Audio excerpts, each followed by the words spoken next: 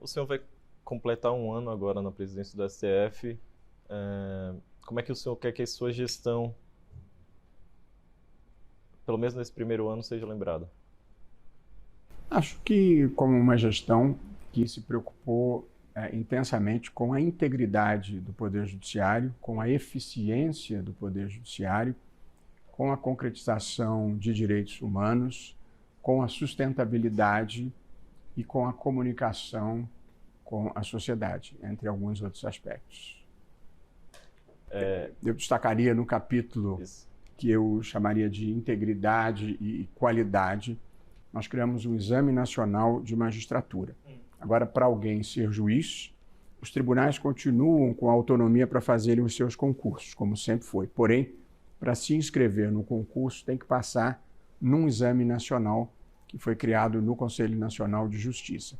Isso assegura um padrão nacional de qualidade para os juízes, eu acho que vai mudar a magistratura nacionalmente, e assegura um padrão de integridade, acaba com rumores que aqui e ali se ouviam de que aconteciam coisas erradas em alguns concursos. E criamos também um exame dos cartórios. Agora criamos um Exame Nacional de Cartórios. Sim. Nós estamos dando, o Supremo, dando um choque de moralidade nos cartórios. Na verdade, na estrutura do Estado brasileiro, os cartórios desempenham um papel muito importante. Os cartórios de notas, registros de imóveis. E, portanto, o Supremo impôs com dificuldade a norma constitucional que exige concurso público. E agora, para não ter nenhuma dúvida da integridade desses concursos, também há um exame nacional. Os tribunais vão organizar os seus concursos, mas só pode se inscrever quem tenha passado no exame nacional. Mas isso parte de uma ideia de que há irregularidades em comandos de cartório. Que avaliação que foi feita para poder chegar nessa ideia de um exame nacional? Assim, queixas sempre houve, rumores sempre houve. E, portanto, acho que o nosso papel é, se há uma forma de assegurar a integridade, nós a adotarmos. Essa foi a decisão. Ainda no plano da eficiência, eu tenho trabalhado imensamente para reduzir a litigiosidade no Brasil em algumas áreas. Já conseguimos os primeiros resultados. A primeira área que eu enfrentei foi em matéria tributária, a área das execuções fiscais, que é a cobrança da dívida pública pelo Estado contra em face dos contribuintes. Esse é o maior gargalo da justiça brasileira. Nós instituímos, entre o Supremo e o Conselho Nacional de Justiça, duas regras muito importantes. A exigência de prévio protesto do título antes do ajuizamento da execução fiscal e a extinção de todas as execuções fiscais até R$10 mil que estavam paradas sem penhora de bens do devedor ou sem a notificação do devedor. E já conseguimos extinguir pelo país afora mais de 1.600.000 execuções fiscais, notadamente em São Paulo, onde temos tido uma parceria extremamente construtiva com o Tribunal de Justiça lá, que é o tribunal de maior volume de processos do país. Nós estamos trabalhando para, no passo seguinte, enfrentar a litigiosidade trabalhista, tentando minimizar as reclamações trabalhistas decorrentes da rescisão do contrato de trabalho, que é a principal causa de reclamação trabalhista. Estamos vendo se conseguimos fazer isso extrajudicialmente, com uma homologação, um controle da Justiça do Trabalho, mas sem judicialização. Estamos enfrentando a litigiosidade contra o poder público. Montei um grupo de trabalho, temos nos reunido todos os meses, já conseguimos mapear as principais áreas de litígios contra o poder público. Nenhum país do mundo gasta a quantidade de dinheiro que o Brasil gasta, 40, 50, 80, 100 bilhões de precatórios, que é o pagamento das ações em que o Estado é derrotado. Então, as principais ações contra o poder público envolvem servidores públicos, previdenciárias, tributárias, matéria de saúde e matéria trabalhista. Agora nós estamos identificando as causas de pedir e, em seguida, vamos cuidar das providências que nós podemos tomar, algumas jurisprudenciais, pegar casos de maior litigiosidade, trazer para o Supremo para darmos repercussão geral e resolvermos. Em seguida, eu fiz recentemente uma reunião com as companhias aéreas. O Brasil é o país que tem a maior litigiosidade do mundo contra as companhias aéreas. É claro que há uma litigiosidade legítima, que é inevitável, mas há também uma litigiosidade predatória que nós estamos procurando equacionar adequadamente. Equacionaria, por exemplo, essa questão da litigiosidade com companhias aéreas? Como se reduziria o número de processos? Acho que existe uma litigiosidade legítima por falha das companhias, e essa é inevitável, talvez até necessária, mas existe uma litigiosidade evitável. Por exemplo, se você deixar documentado adequadamente que um atraso no voo se deveu a condições meteorológicas, isso é uma forma de exclusão de responsabilidade. Então era preciso um documento formal da ANAC estabelecendo isso como um fundamento de defesa que pode minimizar esses casos. E existem discussões importantes sobre a aplicação do Código do Consumidor ou do Código Brasileiro da Aeronáutica, que também pode interferir se a matéria chegar ao Supremo. E existe também uma litigiosidade muito grande contra o programa Minha Casa é Minha Vida, em que, ao que me informaram, nós ainda estamos apurando, haveria uma indústria de indenizações por vícios nem sempre existentes na construção, e as ações são ajuizadas contra o fundo da Caixa que financia os projetos. Que tipo de processo seria esse de pedido de indenização em relação a que tipo de vício, por exemplo? Vício vazamento, a porta não está abrindo nem fechando, mas alega-se que os laudos nem sempre são verazes.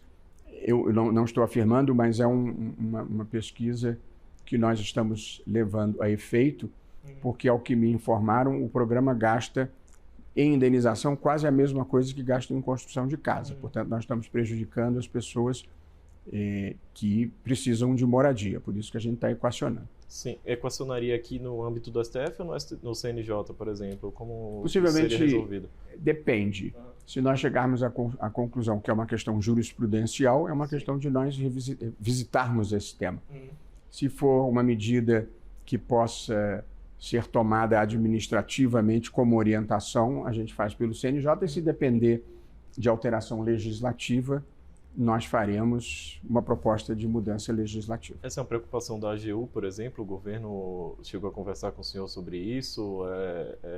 Na questão das aéreas, a ANAC esteve presente, e a questão da construção civil também preocupa o governo. Ainda esses dias conversei sobre o assunto, por acaso, com o presidente do Senado. Estamos todos preocupados, sim, com esse assunto. Uma outra área, um outro gargalo que nós estamos tentando equacionar é o INSS.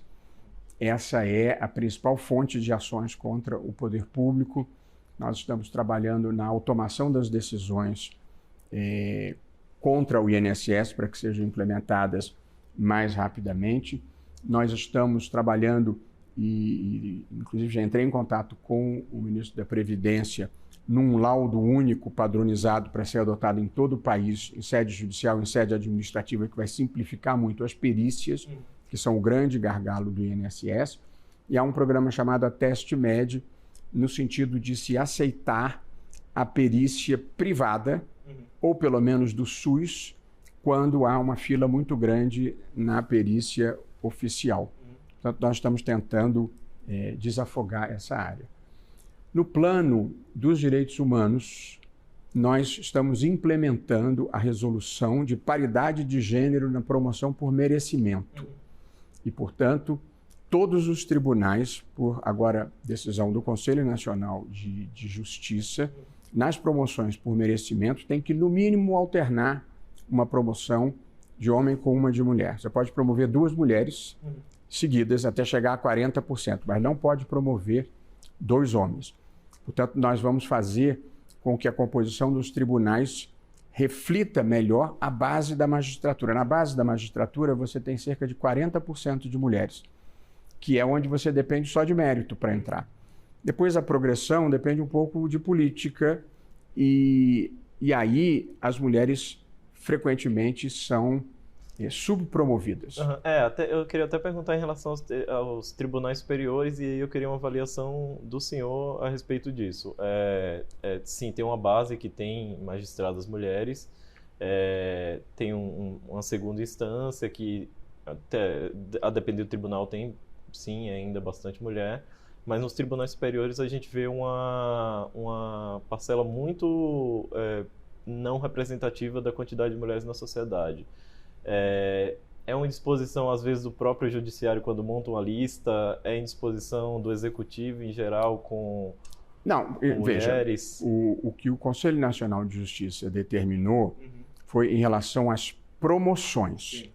Portanto, nos tribunais de justiça e nos tribunais regionais federais, essa regra vale. Sim. Os tribunais superiores, a escolha aumenta a discricionariedade, porque não é necessariamente promoção. Mas há um incentivo muito grande a que nas listas elas sejam pelo menos mistas. Então, por exemplo, no Superior Tribunal de Justiça tem vaga para o Ministério Público, tem vaga para a Magistratura Federal, tem vaga para a Magistratura Estadual, e nós temos insistido que essas listas tenham uma composição mista. A OAB tem adotado nas listas que forma para preencher vagas por advogados esse critério, e você quer saber do Supremo. Ninguém chega ao Supremo propriamente por promoção na carreira, é uma escolha discricionária do presidente da República, chancelada pelo Senado Federal. Portanto, não segue esta regra. Se você me perguntar se eu acho que deve ter mais mulheres nos tribunais superiores, inclusive no Supremo, a minha resposta é afirmativa. Eu acho sim. Okay? Mas essa é uma escolha política do presidente. É um pouco diferente da estrutura do Poder Judiciário na primeira e na segunda instância, sobre a qual o Conselho Nacional de Justiça tem ingerência. Mas no caso dos tribunais superiores que a gente está falando sobre montar a lista, o senhor está falando que há um incentivo do CNJ a respeito disso. Mas é um incentivo moral e não uma norma. Mas é muito importante. Portanto, nós estamos fazendo com que o judiciário fique mais parecido com a demografia da sociedade brasileira em termos de gênero, mais mulheres. E temos também um esforço para que o judiciário tenha uma demografia mais parecida com a sociedade brasileira na questão racial. E, portanto, nós criamos um grande programa de bolsas para qualificar os candidatos negros já aprovados no Exame Nacional de Magistratura, para que eles se tornem mais competitivos nos concursos organizados pelos tribunais, e com isso nós temos mais pessoas negras na magistratura, que eu também considero uma providência muito importante. Nós precisamos criar mais símbolos de sucesso negros que inspirem as novas gerações a terem esse modelo profissional e não outros ligados à criminalidade ou a qualquer outro segmento. Nós criamos no CNJ um app para facilitar a doação de órgãos. Sim. Agora, qualquer pessoa pode entrar no app, fazer uma doação de órgãos diretamente num cartório. No dia que eu divulguei isso, nós tivemos mais de 3.000 doações de órgãos, e periodicamente pretendo divulgar isso nas sessões, porque existe uma fila de dezenas de milhares de pessoas e são vidas que a gente pode salvar. Nós elaboramos no CNJ um grande programa, um grande plano para o sistema prisional. Eu vou levar a homologação aqui no Supremo esse semestre.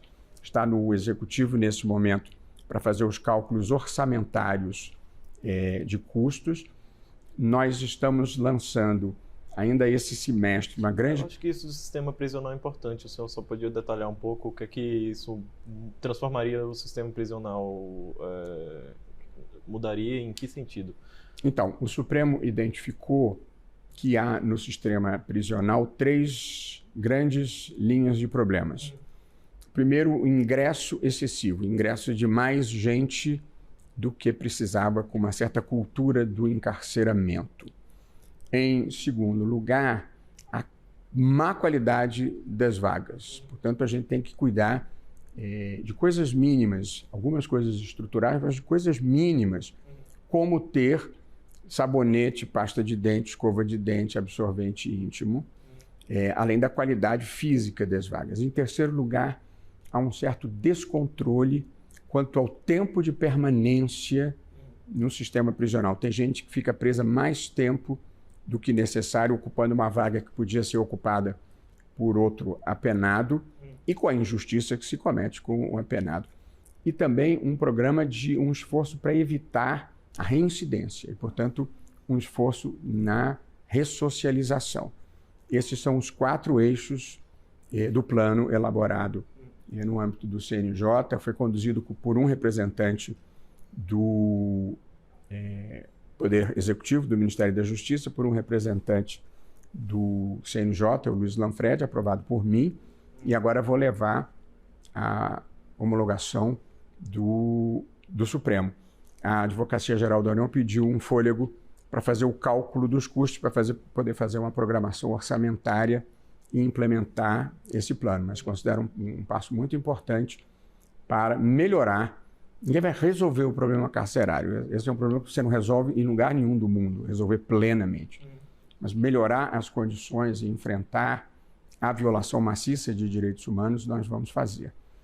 E nós estamos lançando um grande plano, uma grande campanha contra a violência doméstica.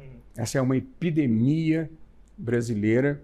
Nós fizemos um grande evento no aniversário da Lei Maria da Penha, que é uma lei específica para combater a violência doméstica, mas não é só o direito penal que vai cuidar disso. Nós precisamos de uma mudança cultural e, portanto, o publicitário Nizango Anais, pro bono, está fazendo uma grande campanha que eu acho que deve entrar. Não gosto de me comprometer com datas porque não depende de mim, mas imagino que entre até outubro no ar para um pouco didática, educacional, um pouco ensinar para a população, numa cultura extremamente machista, que homem que bate em mulher não é macho, é covarde, e que nós precisamos mudar essa naturalização da violência contra a mulher. Ainda em matéria de direitos fundamentais, a gente está investindo muito em sustentabilidade. Nós coordenamos, a partir aqui do Supremo, junto com o Ministério da Fazenda, um plano de transformação ecológica do Brasil com um conjunto de ações para os 3 poderes da República. Aqui no Supremo, a gente está indo do pequeno para o do menos importante para o mais importante. Nós abolimos garrafas plásticas aqui. Todo mundo agora ganhou uma garrafa de filtro e vai encher no filtro. E esse foi um passo pequeno, mas simbolicamente importante. Nós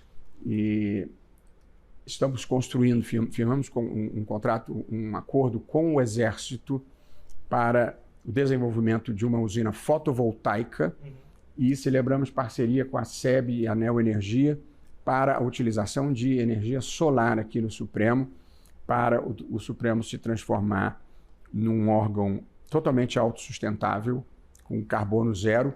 Como é impossível você eliminar todas as emissões, nós fechamos com a TerraCap um acordo e para criar um bosque do Supremo vamos plantar 5.000 árvores. Recém-firmado esse acordo. E quando tudo isso vai ser implantado? O acordo já foi feito, mas, por exemplo, o Supremo já é sustentável em relação a... Já se autossustenta com energia solar? Ainda não. Não se autossustenta. Nós estamos trocando as lâmpadas tradicionais por lâmpadas LED, que consomem menos energia, e a usina fotovoltaica está em fase de desenvolvimento. Portanto, em breve, o plantio vai começar ainda agora no segundo semestre, das 5.000 árvores, num acordo com o GDF, como eu falei, e o ACT com a Neoenergia e com a SEB, que é o acordo de cooperação técnica, já está apalavrado e nós vamos assinar em breve. E vamos também organizar um grande programa de descarbonização do judiciário em geral. Esse é o nosso projeto. Dos outros prédios do judiciário de Brasília? Começando por Brasília, e aí tem que ver a quantidade de dinheiro que a gente tem. Eu estive na China recentemente, o presidente Dilma preside o Banco BRICS e disse que se precisar de dinheiro ela pode ajudar, porque uma das linhas de crédito do Banco BRICS é precisamente a transição energética. Então, se o dinheiro faltar, a gente tem para onde correr. Tudo isso exige projetos de alguma sofisticação, por isso que ainda não foram implementados, mas está tudo andando. O senhor lançou recentemente um livro sobre inteligência artificial. Como essa ferramenta tem sido usada no judiciário e o senhor não vê algum risco de esse tipo de ferramenta desumanizar um pouco o judiciário? Risco de desumanizar acho que não existe, porque tudo que a gente pensa em termos de inteligência artificial tem que ter supervisão humana. Mas a inteligência artificial no volume de ações de litígios que existe no Brasil vai ser uma ferramenta valiosa para a gente dar mais celeridade aos processos. O país tem 83 milhões e 800 mil processos em andamento, de acordo com a estatística do final de 2023. É um recorde mundial. A China, que tem 1 bilhão e 400 milhões de habitantes, tem 45 milhões de processos. Portanto, o Brasil vive uma epidemia de judicialização. E, portanto, a inteligência artificial vai ser decisiva. Aqui no Supremo já está sendo decisiva. Nós conseguimos, com a ajuda da inteligência artificial, chegar ao menor estoque de processos da história. Em 20 mil processos, nós já temos 3 ferramentas de inteligência artificial. Uma que se chama Victor, que identifica entre os recursos que chegam aqueles que já foram objeto de repercussão geral, ou seja, já foram objeto de uma decisão em caráter vinculante do Supremo. Portanto, aqueles processos podem ser sumariamente devolvidos à origem para que se aplique a tese que o Supremo firmou. Esse é um programa muito importante. O outro é um programa chamado Vitória, que nós aqui fazemos paridade de gênero também. O Vitória identifica os processos por temas, para saber quais temas têm a maior concentração de casos, o que permite que a gente pince um para dar repercussão geral e aí firmar uma tese que possa resolver um conjunto grande de processos. E tem um terceiro, que é mais cosmético, mas é charmoso, chamado Rafa. Esse é nem masculino nem feminino, é assim, andrógeno, digamos assim. E o Rafa classifica as ações que nós admitimos em função dos Objetivos de Desenvolvimento Sustentável do Milênio da ONU, para a gente saber se é uma questão ambiental, se é uma questão de democracia, se é uma questão de habitação, que são as questões importantes. E nós temos projetos em desenvolvimento para resumo dos processos. Já fizemos uma chamada pública, vieram mais de 20 empresas e agora nós temos 6 empresas fazendo o que se chama teste de conceito, para a gente ver qual funciona melhor. E aí chega um processo de 20 volumes e o programa reduz aquilo em 5 páginas, com as informações mais relevantes. Sim. Sempre com supervisão humana. A minha dúvida é se isso sempre não vai... com supervisão humana. Porém, se você em 5 páginas puder entender o que diz um processo de 20 volumes com mais de 500 páginas, faz muita diferença para a otimização do tempo dos juízes em geral. Portanto, é uma ferramenta importante.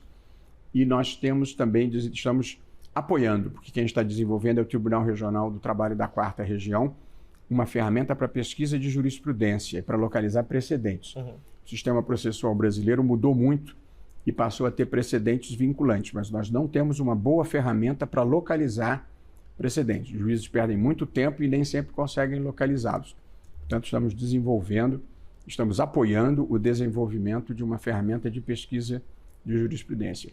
E, como não dá para fazer tudo ao mesmo tempo agora, porque a tecnologia custa caro, mas nós temos o plano de desenvolver uma inteligência artificial generativa alimentada com a base de dados do Supremo e do STJ e dos tribunais regionais federais e dos tribunais de justiça, que seja capaz de produzir primeira minuta de decisões judiciais, a ser supervisionada por pessoas humanas sempre.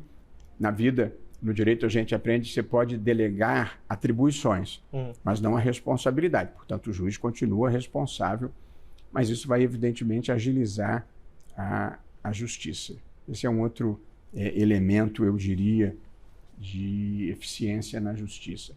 E nós temos uma combinação de eficiência com comunicação com a sociedade, um pacto pela linguagem simples, que é muito importante. O judiciário é visto muitas vezes pela população como um mundo obscuro, em que as pessoas não entendem o que está sendo feito e, em parte, por causa da linguagem. É claro que há uma linguagem técnica da qual não se pode fugir, mas não é preciso tornar a escrita e a fala jurídicas mais complicadas do que a necessidade. De modo que o pacto da linguagem simples pode ser enunciado de maneira muito simples. É falar ou escrever com sujeito, verbo e predicado, sempre que possível nessa ordem, e não usar palavras desnecessariamente herméticas ou de difícil compreensão pelo público em geral. Não precisa chamar o Supremo Tribunal Federal de Excelso Pretório, ou, como vi recentemente, pior ainda, de sumo aerópago, que além de tudo é muito cafona. Não precisa chamar habeas corpus de remédio heróico, nem recurso extraordinário de resignação derradeira, ou juiz de primeiro grau de juiz de piso, e por aí vai uma terminologia jurídica muito viciada pelo hermetismo e que a gente está tentando modificar. E dentro desse programa, uma inovação que eu acho que, tal como o Exame Nacional de Magistratura vai produzir um grande impacto sobre o funcionamento da justiça e a sua interlocução com a sociedade, nós criamos um padrão de ementas a ser adotado nacionalmente. Ementa é o resumo da decisão. Toda decisão tem no seu início uma ementa que explica do que se trata. Sim. E cada um fazia de um jeito, cada desembargador, cada ministro, cada um fazia de um jeito. Nós padronizamos para dizer caso em exame, questão jurídica em discussão, razões de decidir e o dispositivo, que é a conclusão do voto. Simples assim, isso vai facilitar a catalogação dessas decisões e a compreensão pela sociedade em geral. Para ajudar a imprensa, aliás, nós criamos também uma informação à sociedade. Depois de todo julgamento de plenário físico importante, a gente faz um documento diagramado, colorido, bonitinho, em linguagem bem simples, explicando o que foi decidido, o que tem facilitado que o noticiário saia correto em relação ao que foi decidido. É medida de aproximação com a sociedade também. Que o senhor... Muito importante a comunicação com a sociedade. O judiciário, ele era compreendido até algum tempo atrás como uma caixa preta. Mesmo que não fosse, essa era a percepção da sociedade. E, portanto, nós estamos mudando isso, aumentando a comunicação com a sociedade e a capacidade de a sociedade entender o que nós estamos fazendo. E uma coisa que é muito importante deixar claro, e vale especialmente para o Supremo, nenhum tribunal do mundo tem a transparência do Supremo. Porque nenhum tribunal do mundo julga na frente da televisão como nós julgamos. Qualquer pessoa pode ligar a televisão e saber como cada ministro votou e quais são os fundamentos pelos quais ele está votando. Portanto, nós não tomamos decisões a portas fechadas, o que é, como é o modelo global nos Estados Unidos e na Europa, esse é o padrão. Nós aqui, além da sessão ser pública, ela é televisionada e, portanto, isso, a transparência, nos expõe a mais críticas. Alguém diz, mas o Supremo é muito criticado? Em parte, porque todo mundo sabe o que a gente está fazendo aqui e tem o direito de ter uma opinião divergente. Portanto, nós contribuímos para a democracia mesmo quando a gente está sendo criticado. Eu só vou aproveitar a deixa disso. A gente fala muito sobre a agenda pública dos ministros. Nem todos os ministros têm agenda pública. Você não sabe, às vezes, com quem ele está fazendo audiência, com quem ele está se encontrando. Isso eu não estou dizendo nem em agendas externas à atividade dele como magistrado, mas ele recebendo pessoas como magistrado mesmo. Tem alguma previsão de mudança em relação a isso? Olha, não existe obrigação legal nesse sentido, de modo que os ministros tomam decisões pessoais diferentes em relação a esse tema. Eu e diversos outros ministros mantemos uma agenda pública das minhas atividades públicas, por evidente. Portanto, todas as audiências que eu tenho, elas são públicas. Tem ministros que têm uma opção diferente, não é meu papel julgar, porque não há uma imposição legal quanto a esse ponto. Mas a imprensa sempre sabe quem está entrando e quem está saindo daqui. Portanto, não considerei esse um ponto central, porque depois, quando o ministro vota, você sabe o que ele votou e você sabe as razões pelas quais ele votou. Essa que é a grande segurança porque o judiciário em geral, o que legitima o judiciário é a capacidade técnica, a integridade e a imparcialidade. E essas características, todos podem assistir quando estão vendo um julgamento do Supremo e saber se aquele fundamento faz sentido. E geralmente faz sentido, a pessoa tem o direito de discordar, porque a vida não é feita de consenso, senão não haveria voto vencido aqui. Portanto, não existe interpretação única do direito, nem existe unanimidade. Eu mesmo voto vencido algumas vezes, houve matérias em que eu divergi, há matérias em que eu estou na maioria. O senhor ainda tem algum ponto que o senhor queria lembrar da sua gestão? Só para a gente ainda entrando em outra parte aqui. Assim, eu diria sobre qual o meu legado, como você perguntou, a vida tem um varejo muito grande. E a vida tem questões institucionais importantes. Eu acho que nós temos uma relação extremamente harmoniosa com os outros poderes.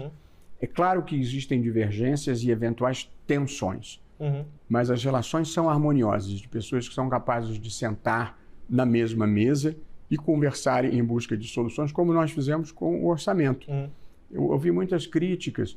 Havia um quadro de tensão entre o Executivo, o Legislativo e o próprio Supremo relativamente à questão do orçamento. E aí nós fizemos uma reunião aqui, ouvimos o Legislativo, ouvimos o Executivo, ouvimos o ministro Flávio Dino, que tinha dado uma decisão, ratificada, aliás, por todo o tribunal, e construímos uma solução possível. Alguém diz, mas não foi o ideal. Bom, mas nós demos integridade e rastreabilidade às emendas PIX, por exemplo, exigindo a prévia aprovação de um projeto. Nós conviemos todos de que as emendas de bancada e de comissões deveriam ir para projetos estruturantes, nacionais ou regionais, diminuindo a fragmentação do orçamento. Que continuou a questão sobre a transparência das emendas de comissão, por exemplo, não é? Que é a grande questão em relação a um toma lá da cá político, enfim, uma barganha política que acontece no Congresso em relação a esses valores, essas transferências. O Congresso faz a interpretação constitucional do orçamento. Portanto, o nosso papel era exigir integridade, rastreabilidade e controlabilidade. Sim. Se não tiver, eu acho que a matéria bate aqui de novo. Mas o que se ajustou aqui é que esses 3 componentes vão estar presentes. E aí se fala que o valor destinado ao Legislativo é muito alto. Isso não estava em discussão, nem o Supremo tem o poder de dizer que esse valor está muito alto. Portanto, nós resolvemos o que nós podíamos resolver e ainda estabeleceu-se o compromisso de desvincular as emendas parlamentares da receita corrente líquida, o que faria com que essas emendas aumentassem de valor, independentemente do valor da despesa discricionária. Também foi uma providência importante. É só para dizer que eu também tentei dar à gestão, primeiro, uma interlocução com o Legislativo e com o Executivo sempre que necessário. Eu também não sou um ser muito palaciano, não. Mas sempre que necessário eu conversei com o presidente quando me pareceu importante e sempre fui acessível ao presidente se quisesse conversar comigo, o mesmo valendo para o presidente da Câmara e o mesmo valendo para o presidente do Senado. Portanto, construímos uma relação institucionalmente respeitosa, o que eu acho que é muito bom para o país de uma maneira geral. Eu até queria, enfim, puxar uma questão a respeito disso. Sobre um ano. O senhor assumiu o Supremo ano passado num momento de crise institucional entre o Congresso e entre o Supremo especialmente. De lá para cá houve idas e vindas nessa relação. Em alguns momentos o Congresso estava um pouco mais indisposto com o Supremo, em outros não. No caso das emendas, por exemplo, houve uma reunião, houve um acordo. A relação entre o Supremo e o Congresso especificamente progrediu nesse último ano? Zero de crise. Zero de crise. É preciso distinguir crise de eventuais pontos de vista divergentes. Pensamento único existe em ditaduras e não em democracias. Então há matérias, sim, em que o presidente Pacheco, o presidente Lira ou o presidente da República têm posições diferentes. Vou dar um exemplo. FGTS. O Supremo tomou uma decisão que eu considero justa e muito importante, de que o Fundo de Garantia do Tempo de Serviço do Trabalhador não pode ser corrigido por índice abaixo da inflação, por exemplo, e também que todo o lucro do fundo tem que ser distribuído pelos trabalhadores. Essa foi uma decisão importante. Desagrada o governo? Em parte, sim, porque no fundo aumenta a despesa, mas é justo com os trabalhadores. E, portanto, as relações são harmoniosas, mas a gente não deixa de fazer o que tem que fazer. O orçamento secreto era ilegítimo? Era. Então a gente declara inconstitucional. Traz algum grau de tensão? Traz. Faz parte da democracia você ter divergência e ter algum grau de tensão legítima e que é absorvida institucionalmente. foi isso que aconteceu em todas as situações. Como é que o senhor vê todas essas ocasiões de tensão, por exemplo, o Congresso desengavetar projetos que afetam o Supremo, em relação até a revisão de decisões do Supremo?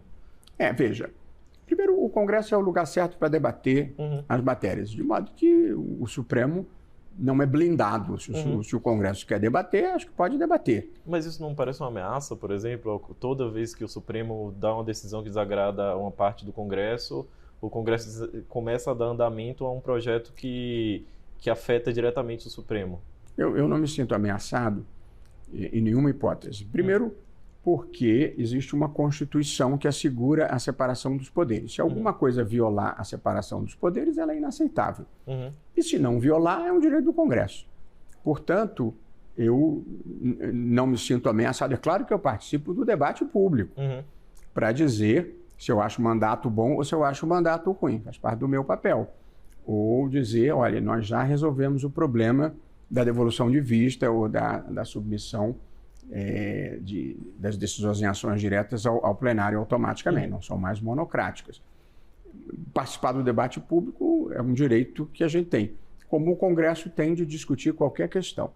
Rever decisão do Supremo, que foi um precedente do Estado Novo na ditadura Vargas, aí me soa mal.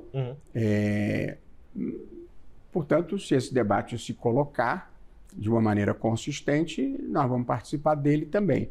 Mas, no momento, me parece relativamente impensável um modelo democrático em que o Congresso possa suspender a decisão do Supremo. O que o Congresso pode fazer, legitimamente, já fez, ao discordar de uma decisão do Supremo, aprovar uma emenda constitucional em sentido diverso. E aí, se essa emenda constitucional não violar a cláusula pétrea, ela vale. E, portanto, a última palavra do Congresso via emenda constitucional prevalece sobre a decisão do Supremo.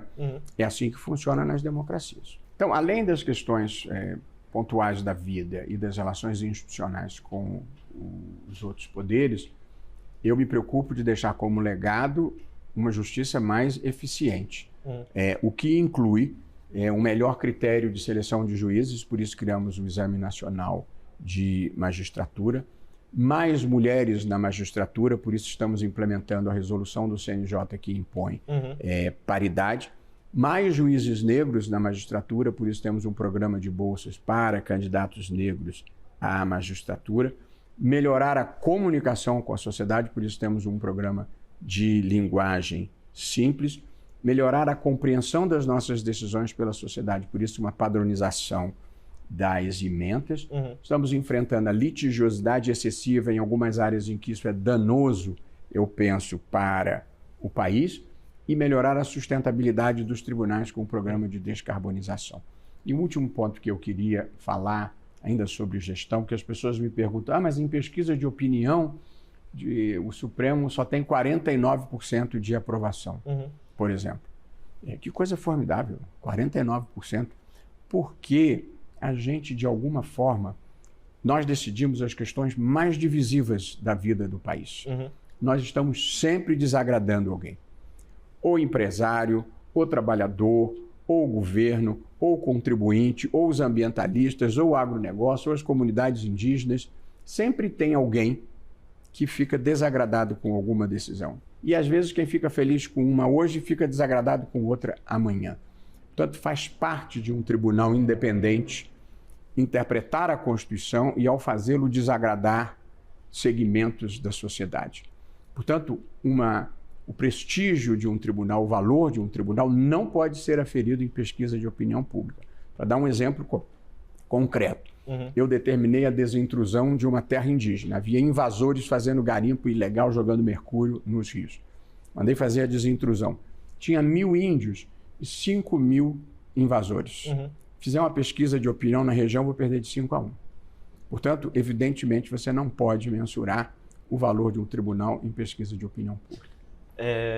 Então, eu vou puxar a partir disso, porque eu tinha Vamos questão exatamente sobre de julgar causas que são divisíveis na sociedade, que é algo que o senhor está falando muito desde que assumiu aqui a presidência, o senhor sempre fala isso.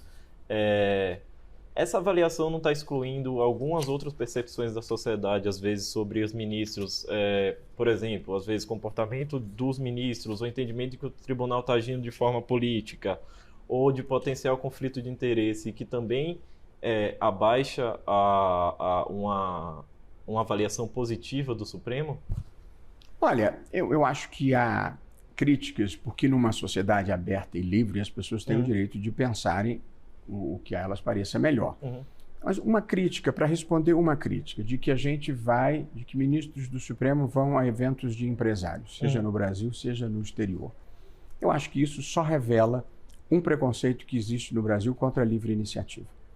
Porque nós nos reunimos ou vamos a eventos de advogados, de membros do Ministério Público, de comunidades indígenas, de sindicatos, portanto, de estudantes. Portanto, nós conversamos com os diferentes segmentos da sociedade. E essa ideia de conversar com os empresários têm interesses conflitantes entre si. A indústria tem tensões com os banqueiros, o comércio tem tensões com a indústria e com os bancos. Portanto, essa história de que nós vamos a eventos de banco, se fosse para acontecer alguma coisa errada, aconteceria a portas fechadas e não em eventos públicos. De modo que eu acho Mas tem eventos a portas fechadas também. Teve um episódio que foi imensamente explorado, eu não participei, não saberia dizer sobre ele. Mas eu posso te garantir que se for para acontecer alguma coisa errada, não é num evento em qualquer outro lugar. E acho que não acontecem coisas erradas. Acho que as pessoas têm o direito de discordar a não mais poder, como dizia o ministro Marco Aurélio. E eu mesmo tenho decisões que eu discordo muito. E quando chega a minha hora de votar, eu voto contra. Mas achar que conversar com um empresário ou ir a um evento, quando eu vou a um evento, eu preciso dizer que eu vou a eventos de universidades internacionais, se eles pagam. Eu vou a eventos de agências internacionais, já estive na Unesco mais uma vez, já estive na OCDE mais uma vez, e já fui a eventos de empresários, já fui a eventos de estudantes. Tem 2 convites agora de estudantes, para um em Paris e um em Nova York, acho que infelizmente não vou poder aceitar. Mas é só para dizer que a gente tem convite de todos. Quando eu aceito um convite para falar, eu não me sinto devedor, eu sou credor, porque eu é que fui lá, saí da minha casa, deixei a minha família e fui lá, falar sobre algum tema de interesse deles, das pessoas. Portanto, não há essa coluna, se o sujeito aceitou um convite, então ele ficou devendo. Eu não acho isso, não. Portanto, acho que essa é uma percepção equivocada que se tem. Agora, se você vir muito mais grave é se você visse um ministro ou qualquer outro juiz num encontro escondido, privado com alguém. Ali podia acontecer alguma coisa errada. Eu não me consta que jamais tenha acontecido. Evento público eu não me preocupo. Mas nem era essa a questão. A questão é, isso interfere na avaliação do Supremo a respeito da sociedade? Se a sociedade vê um ministro na final da Champions League com um empresário, se a sociedade vê um ministro com congressistas em uma festa na Bahia, tudo isso são pessoas que passam pelo julgamento do Supremo. Isso não afeta a avaliação do Supremo? Olha, como não existe lei vedando nenhum desses comportamentos, são escolhas pessoais que as pessoas fazem e aí elas se sujeitam à crítica pública que eventualmente podem estar sujeitas. Juízes têm direito de ir à festa e juízes têm direito de assistir jogo de futebol. É claro que se houver uma percepção crítica em relação a isso por uma razão A ou B ou C, as pessoas têm o direito de ter a percepção crítica, de modo que cada pessoa escolhe se ela vai fazer ou não vai fazer. Basicamente é isso que eu teria para dizer. Para citar um exemplo meu, eu fui a um evento de Brasília, que era um assessor meu internacional que tinha uma roda de samba, e eu cantei na roda de samba porque tinha toda a pertinência. Alguém gravou e botou na rede social. Tem muita gente que criticou e disse que o ministro não deve cantar Não era um evento público, era um evento fechado. Mas para ministros não tem evento fechado, tem sempre alguém filmando. E, portanto, teve gente que criticou. Eu continuo achando que eu tenho o direito de cantar numa festa de amigos. Portanto, ao fazê-lo, eu me sujeito à crítica pública, porque quem aceita ter um cargo público está sujeito à crítica pública, à crítica construtiva, à crítica destrutiva. Tem gente que gosta, tem gente que não gosta. Estar na vida pública é aceitar com resiliência ser criticado. Só para terminar tratando desse assunto, que eu acho que a gente já falou isso já foi dito também em outras entrevistas do senhor, o Supremo não cogita, não há uma discussão a respeito de criar regras definidas para a conduta dos ministros, por exemplo, né? Já que vocês não são sujeitos ao CNJ. O Conselho Nacional, o Supremo, os ministros supremos estão sujeitos à lei orgânica da magistratura. E ela tem restrições relevantes. O que o ministro pode fazer, o que ele não pode fazer, não pode ser dirigente de empresa, não pode, enfim, ter outro tipo de atividade, não pode se manifestar partidariamente, tem muitas restrições. O Código de Ética, eu acho que qualquer instituição pode ter, eventualmente ter. Eu não descarto essa possibilidade. Mas não é porque eles fizeram nos Estados Unidos que a gente tem que copiar prontamente. De modo que isso não está na mesa, mas eu também não descartaria esta possibilidade. Ministro Alexandre de Moraes, vamos entrar nesse tema. O senhor, no pronunciamento que o senhor fez, logo depois que a gente começou a publicar umas matérias com mensagens trocadas entre auxiliares do ministro Alexandre de Moraes, o senhor disse que era uma tempestade fictícia. Eu queria saber o que é para o senhor uma ficção nesse caso. A de que teria ocorrido alguma coisa imprópria. A notícia, eu entendo, vazaram conversas de assessores de um ministro e que eventualmente tinha falas dele transcritas, eu entendo perfeitamente que isso seja um fato jornalístico. Portanto, a imprensa noticiar, eu acho natural. Porém, as conclusões que alguns procuraram extrair disso é que eu acho que foram a tempestade fictícia, porque não aconteceu nada de errado. A grande crítica os pedidos eram feitos informalmente. Eram feitos informalmente porque, por acaso, havia coincidência entre quem requisitava a informação e quem prestava a informação. Acho que basicamente é isso. Não apareceu nada errado. Agora, pode ser que apareça alguma fofoca ou alguém falar uma frase que você fala na intimidade que não falaria em público. Mas isso, como eu disse, está no plano da fofoca, não no plano jurídico. Juridicamente não vi nenhum problema. É que o próprio assessor do juiz auxiliar do ministro Alexandre de Moraes fala em uma das mensagens sobre a gente vai ser questionado porque está sendo um uso descarado do TSE. Ele usa essa palavra, entre aspas, aqui. Isso não é sinal de que não estava se vendo que aquele rito, aquela forma de você requisitar a informação no relatório, que depois você não sabe que é o próprio ministro que requisitou, é uma conduta que não era própria? Acho que não. Acho que se o ministro Alexandre requisitou, acho que o assessor pode ter a opinião que quiser, mas eu não acho que o ministro Alexandre teria requisitado qualquer coisa de maneira imprópria. Agora ele abriu um inquérito, que agora é uma PET, na verdade, a respeito disso.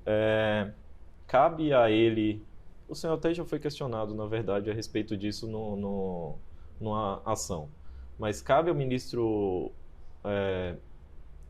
conduzir a investigação a respeito de temas que, no final de tudo, ele é o maior afetado em relação a isso? Não, a PET não é nem um inquérito. O ministro Supremo pode requisitar a instauração de inquérito. Porque primeiro foi um inquérito e virou uma PET. Acho que foi autuado errado e depois consertaram para a PET. Veja, ele está investigando um vazamento. Portanto, vazamento é vazamento. Quando eu conduzia um inquérito aqui contra na época, presidente da República, e eu determinei à Polícia Federal e a todo mundo que trabalhava nisso que não houvesse nenhum vazamento, teve um fato que vazou, eu mandei instaurar um inquérito também. Porque se o processo é sigiloso, não pode vazar. Então, se alguém vazou, no meu caso, ali, se o vazamento, dependendo de onde tenha saído o vazamento, é crime. E, portanto, ele está apurando um crime. Ele não é vítima do crime. A vítima do crime é a administração da justiça quando há um vazamento ilegal. Então seria por isso que ele não deveria se manifestar ou impedir nem suspeito nesse caso? Não, acho que ele não é vítima do vazamento.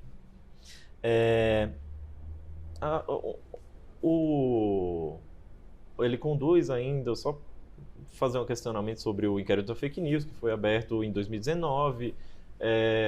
O senhor vê alguma previsão de um inquérito da fake news deixar de se alongar com todos os braços que estão acontecendo, ainda mais depois do 8 de janeiro, ainda mais depois das investigações do golpe, enfim? Eu acho que a duração prolongada do inquérito, ela se deve à sucessão de fatos. Ninguém gosta de prorrogar inquérito.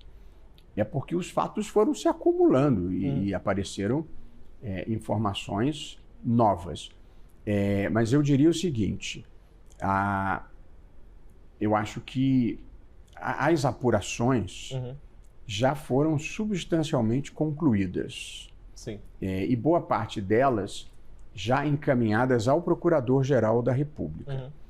O Procurador-Geral da República, pelo que eu li na imprensa, já declarou que cuidaria disso depois das eleições. Depois das eleições, portanto, recebendo esse material, o Procurador-Geral da República vai decidir se pede o arquivamento de algum inquérito ou se denuncia. A partir do momento que houver a denúncia, acaba o inquérito. Portanto, eu não saberia precisar uma data, não gostaria de me comprometer com uma data, mas acho que nós não estamos distantes do encerramento, porque o Procurador-Geral da República já está recebendo o material, a providência dependerá dele, e caberá a ele pedir o arquivamento ou fazer a denúncia. De modo que eu acho que não está distante a conclusão do inquérito, seja pelo arquivamento, seja pela denúncia. A propósito dos inquéritos, e sobretudo dos inquéritos relativos ao 8 de janeiro, há uma informação muito relevante que tem passado despercebida da sociedade, que é o seguinte: houve cerca de 1.450 denúncias feitas pelo Procurador-Geral da República. Dessas 1.450, apenas 220 denúncias, mais ou menos, envolveram os crimes mais graves, que é esses que estão sendo julgados, de pessoas que efetivamente ingressaram, inclusive nesta sala, e a depredaram inteiramente. Os outros, mais de 1.200, a eles está sendo oferecido, foi oferecido, continua a ser oferecido, o acordo de não persecução penal. O acordo de não persecução penal, ou seja, para a pessoa não ir presa, não usar mais tornozeleira e ter o passaporte devolvido, consiste tão somente em pagar uma multa de R$5.000, se tiver dinheiro, porque se não tiver não precisa pagar, e ficar 2 anos sem rede social e fazer um curso de democracia no Ministério Público. E desses 1.200, mais de 1.200 acordos de não persecução penal que foram oferecidos, a maioria não aceitou. Portanto, tem pessoas se sujeitando à prisão por vontade própria, por radicalismo ideológico, porque as propostas de acordo são muito singelas e, portanto, é preciso deixar isso claro. Nesse caso, o senhor acha que as pessoas acreditam que elas não cometeram crime? Mas não se exige nem a confissão. Não se exige sequer a confissão. É apenas admitir que estava em determinado local, em determinado dia e horário. E aceitar esse acordo com esses 3 itens. Portanto, a ideia de que há uma prisão em massa, na verdade, há uma opção muito clara na mesa, salvo para cerca de 220 pessoas, que é um acordo de não persecução penal. A gente não fica nem com ficha. Devolve o passaporte, tira a tornozeleira e gasta R$5.000. Provavelmente com o advogado vão gastar muito mais. Portanto, é preciso entender que tipo de motivação faz uma pessoa preferir ser condenada e presa do que fazer um acordo de não persecução penal, como já foi oferecido e continua a ser oferecido. Portanto, eu gostaria de reiterar isso, de que existe essa possibilidade. E como eu pessoalmente não gosto que ninguém seja preso, salvo se inevitável, eu acho que as pessoas devem considerar fazer esse acordo, porque isso ajudará a justiça e fará bem para elas mesmas. Ajudará a desafogar a quantidade de processos aqui no Supremo, né? Também. O STF tem dito que foi um bastião da democracia durante esses últimos anos, esse período, especialmente em relação ao governo Jair Bolsonaro, que teve muitos ataques aqui ao Supremo, que teve 8 de janeiro depois.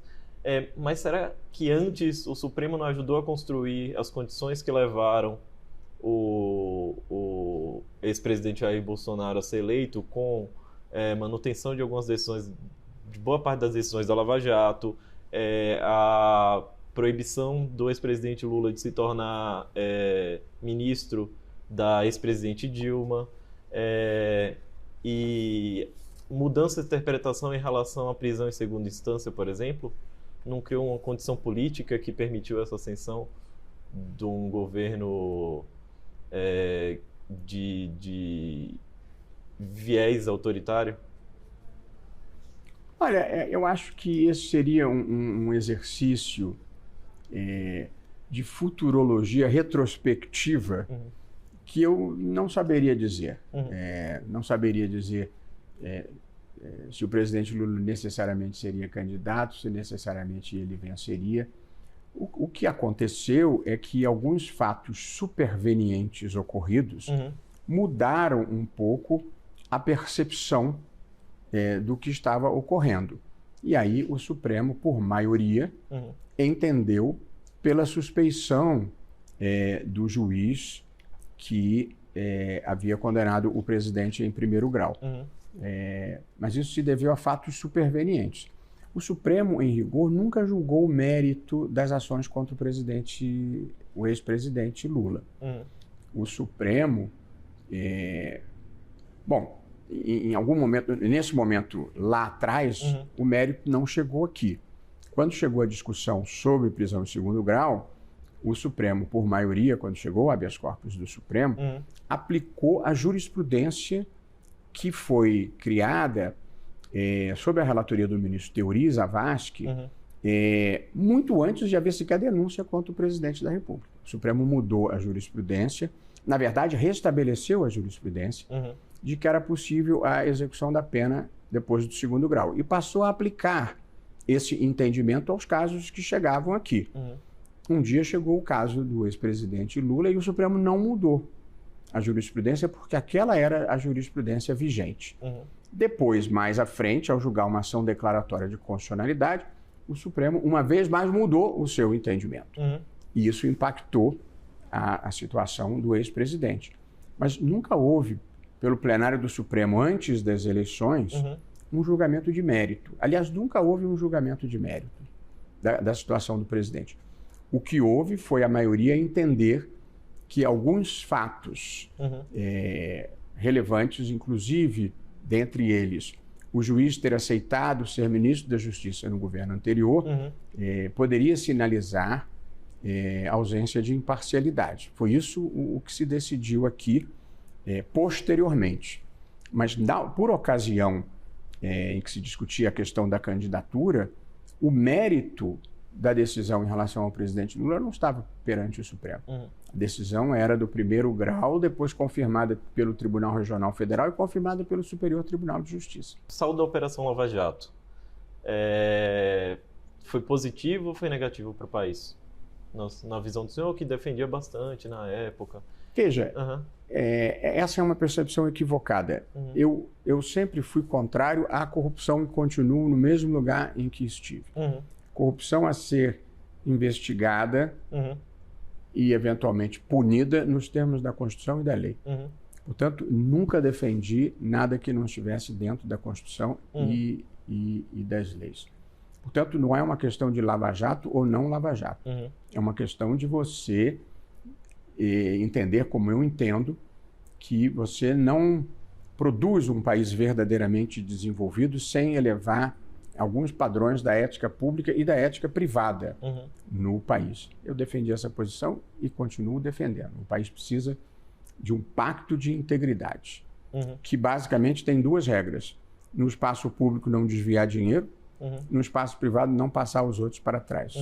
Parece simples, mas eu continuo achando que essa vai ser a grande revolução brasileira. Eu continuo a achar a mesma coisa. Eu acho que a Lava Jato, na sua face positiva, ajudou a revelar um país onde havia um tipo de relação indesejável e promíscua entre empresariado e políticos. E a revelação disso permitiu que isso fosse enfrentado e permite que algumas coisas não voltem a acontecer. O lado negativo foram erros que a operação de fato cometeu. Talvez uma avaliação exija um pouco mais de distanciamento histórico. Mas é fato que ela revelou um país feio e desonesto. E é fato que houve erros graves que levaram a uma percepção negativa por muitos da operação. Talvez em algum lugar do futuro se consiga fazer um balanço equilibrado do que foi positivo e do que foi negativo. Houve arrefecimento do chamado combate à corrupção por causa dos problemas desse fim da Lava Jato? Eu acho que o enfrentamento à corrupção, à apropriação privada do espaço público é uma causa permanente no mundo e, sobretudo, nos países em desenvolvimento.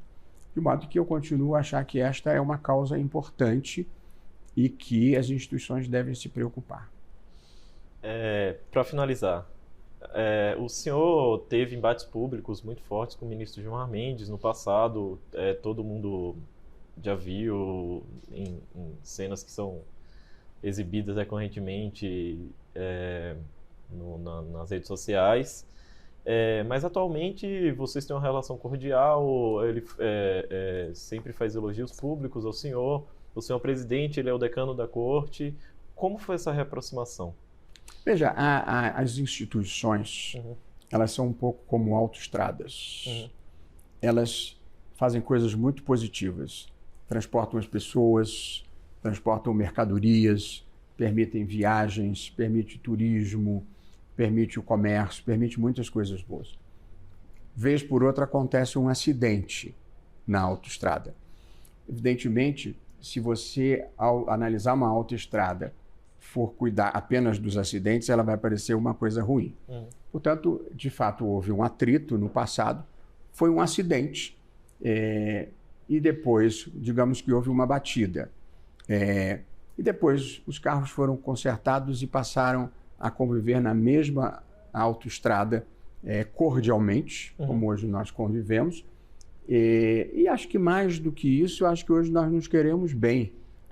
O que é sempre bom na vida. O sentimento de fraternidade é positivo do ponto de vista humano. E do ponto de vista institucional, faz bem o presidente e o ministro decano terem uma boa relação. A reaproximação foi natural entre duas pessoas civilizadas que tiveram um incidente e se recompuseram e convivem hoje fraternalmente. Vocês chegaram a pelo menos conversar sobre o episódio da briga no plenário? Nem lembro. É isso, ministro.